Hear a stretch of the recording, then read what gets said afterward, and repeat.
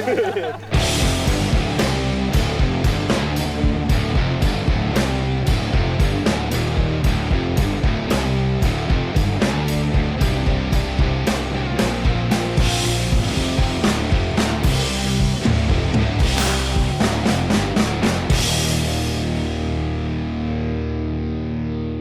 innate trust and innate bond, and it's the group helping the group.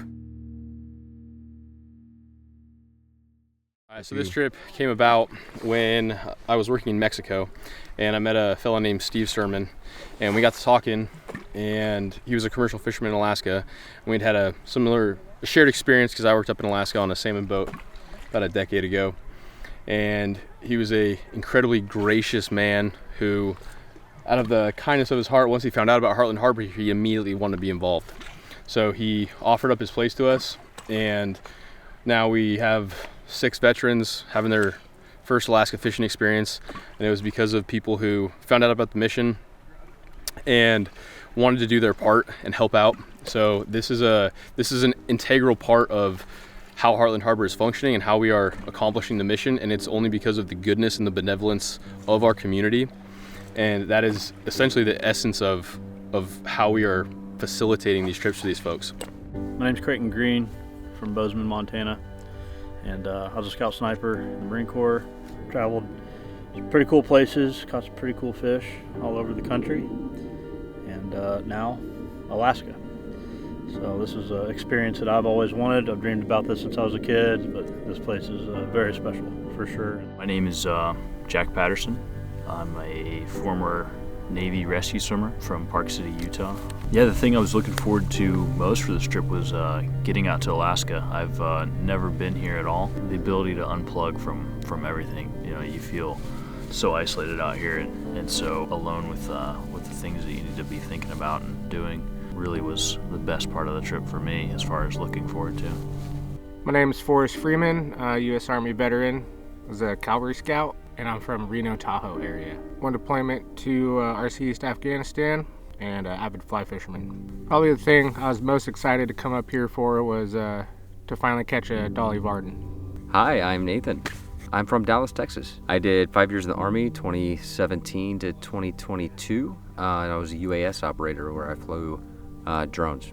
My fishing experience prior to this trip has been just bass fishing and one deep sea fishing trip. Overall expectations for this trip is pretty much just bonding, getting to know other veterans, like-minded people, and making new experiences in my life.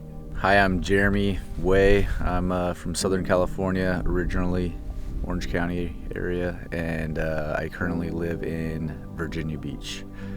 Was in the military for 17 years as an aviation rescue swimmer in the Navy. Prior fishing experience was just sport fishing for like mahi-mahi and wahoo out in Guam. Mostly looking forward to the connections and the other veterans that are on the trip, but also a once-in-a-lifetime fishing expedition in Alaska is pretty awesome place to do all of that and clear your mind and just be out in nature and at peace, and you really not think about the day-to-day grind. My name is Lucas Spencer. I'm from Reno, Nevada. I served in the Marine Corps from 2012 to 2017. Yut! Here I am filming this event for these guys, and it's just been a complete blast.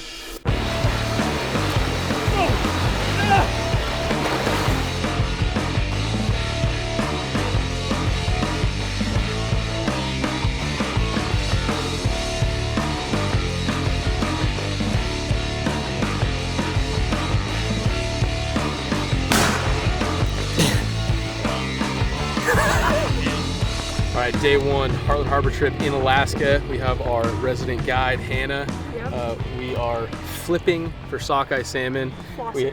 Flossing. I stand corrected. It's a very different style than what we're used to. We have a couple guys who have fished plenty of trout before, and then we have a couple new guys. It is new to all of us, very different, but we're finding success here on the Kenai. Yep. So we have a lot of luck today, pretty much, and we're. Oh shit!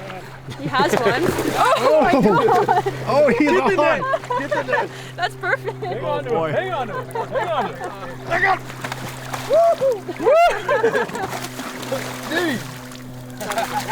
That's what we're fishing for. With those rods is you want to let the rod do the work for you. Does that make sense? Okay. Hold its tail. Here, cut them in half so we can make them big. One of the cool things about having these trips out in the outdoors like this, especially in places like on the Kenai in Alaska, is there's a intrinsically therapeutic effect of simply being out here. And one of the cool things and how we utilize the healing effects of the environment is asking these thought-provoking questions, and guys will talk about it on themselves like, this is the most gorgeous thing I've ever seen, or I haven't felt peace like this in a long time. And that is awesome. But where we really capitalize on that and truly get at the core of the mission is asking the questions of why. And why are you experiencing what you're experiencing? And then how do you recreate that feeling more and more in your everyday life? And that is how we take the feelings and the powerful changes that people are experiencing on these trips and allow them to take that home, and then giving these folks tools in their toolbox to process and continually improve on their healing journey. Christmas time. All right, everyone, you guys all get knives courtesy of the boys at Havoc Knives. Yeah, where's mine? I already gave it to you. No, what are you talking about? You old bastard. Where's my knife, dude? What the hell, dude? He opens his home, you don't even give me knife. Yeah, these guys they're doing pretty cool stuff for us. So this is Lucas's. Oh. And that to him. Oh, thank you. Yeah, so they've been helping us out very recently. So as a gratitude for you guys' service to our country, we thank you. So, where's Forrest? Phenomenal, dude. That's awesome. So I was down in Mexico.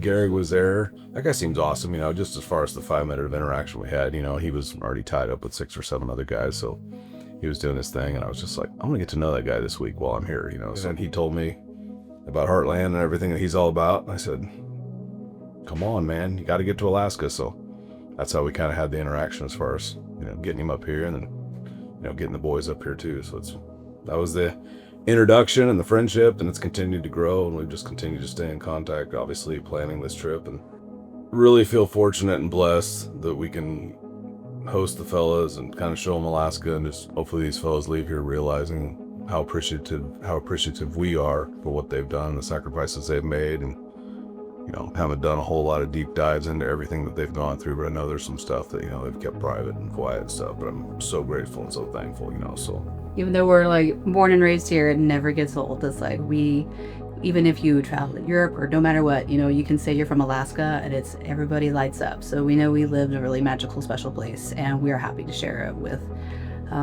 anybody who was coming here to check it out and be a part of something that's just really different and unique than anywhere else in the world. Even as we get older, we appreciate it more, even though we're born and raised here. It's like, wow, we really live in a cool place, and we're happy to share it with whoever wants to come visit and share our home and all the fun experiences that you can have. So anything we can do to just tell them thanks, and hopefully they leave here with just a level of appreciation that we have for them. So we really appreciate them and their service, so it's really a very small thing, so we're happy to do it.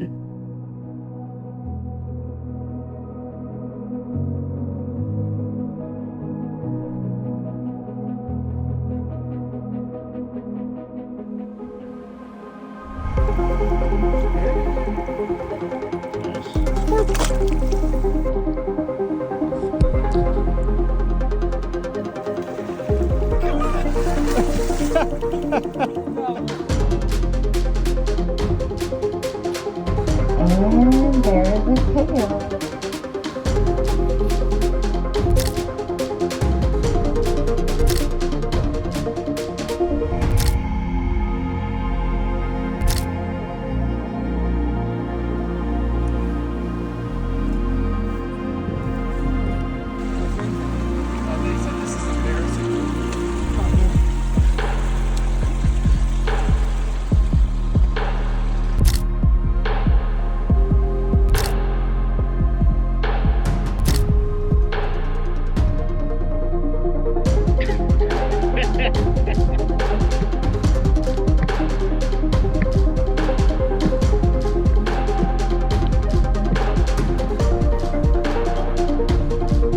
Again, he's a machine.